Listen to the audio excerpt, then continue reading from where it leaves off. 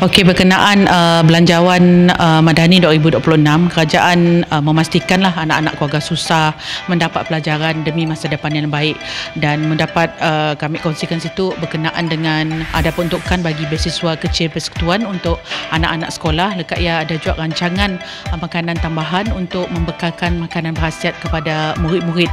Sebelum tu, kita nanggah bantuan am persekolahan yang hanya diberikan kepada murid miskin sehingga tingkatan 3 aja. Jadi kerajaan bersetuju untuk kali itu memperluaskan lagi bantuan untuk kepada murid miskin sehingga tingkatan 5. Jadi sikit lagi sebuah murid sekolah kerajaan akan menerima RM150 bantuan awal persekolahan dengan bermula pada tahun 2026, dan penyaluran bantuan tu akan dibuat melalui guru di sekolah masing-masing dan seterusnya diserah kepada mak bapak. Jadi kita harap dengan adanya bantuan persekolahan macam tu dapatlah meringankan beban kepada mak bapak untuk memberikan pendidikan yang terbaik bagi anak-anak setidaknya.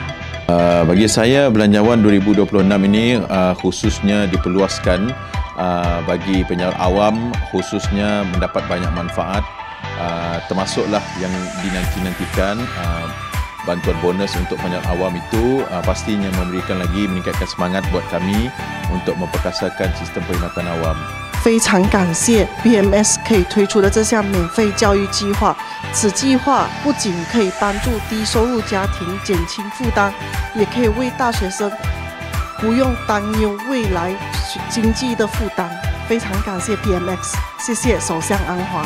Sebagai penerima STR, saya sangat menghargai keputusan kerajaan untuk menyalurkan bantuan lebih awal pada bulan Oktober, dan bantuan ini amat bermakna dan sedikit sebanyak dapat meringankan beban perbelanjaan harian keluarga kami. Terima kasih kepada Yang Amat Berhormat Perdana Menteri atas keprihatinan yang tulus terhadap rakyat.